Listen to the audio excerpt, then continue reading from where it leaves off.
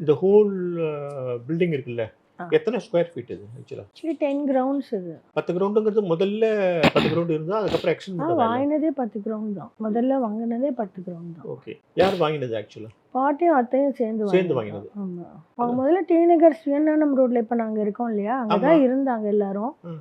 பாட்டி, அப்பா, அத்தை எல்லாரும். எல்லாருமே அந்த இருந்தாங்க. டைம்ல பாட்டி இருக்காங்க. She was also acting. ம். அவங்களும் நடிச்சிட்டு இருந்தாங்க சினிமாவுல. ம். அப்போ இதை விட கொஞ்சம் பெரிய வீடா வேணும்னு சொல்லிட்டு இந்த இடத்த சூஸ் பண்ணி ம். ம். எங்க அப்பாவை வச்சு இடம்லாம் பார்க்க சொல்லிட்டு இப்போ 2 பேருமே ஆக்டிங், அத்தையும் பாட்டியும். ஸோ 2 ரெண்டு பேரும் பேரும் பிஸி. ஆமா.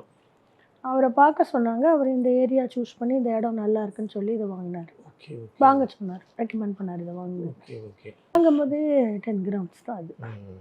அப்போ வந்து இந்த போயஸ் கார்டன் ஏரியா இவ்வளோ பிரபலமெல்லாம் கிடையாது. ஆகல. இவங்க வந்ததால தான் இந்த பிரபலமான காரணம். ஆமா, ஆமா. என்னைக்கு கிரகப்பிரவேசம் ஆச்சு அப்புறம்? இந்த கிரகப்பிரவேசத்தில் தான் கொஞ்சம் பிரச்சனைகள் இருக்குது. ஏன்னா ஃபஸ்ட்டு டி நகர்லேருந்து வீடு கட்டி இங்கே ஷிஃப்ட் ஆகிட்டாங்க. இங்கே ஷிஃப்ட் ஆன அப்புறமா எங்கள் அப்பா வந்து அமெரிக்காவில் படிக்க போயிட்டார். வேறு ஏதோ ஒரு கோர்ஸ், கம்ப்யூட்டர் அப்போவே சயின்ஸ்லாம். ஸோ அவர் வந்துட்டு அங்கே படிச்சுட்டு இங்கே வந்துட்டும் போயிட்டு இருந்தார். ஸோ பாட்டியும் அத்தையும் இங்கே இருந்தாங்க. பாட்டியோட ஹெல்த் ரீசன்ஸால் அது கிரகப்பிரவேசம் தள்ளி லேட்டாக நடந்தது. லேட் ஆச்சு. ஆமாம்.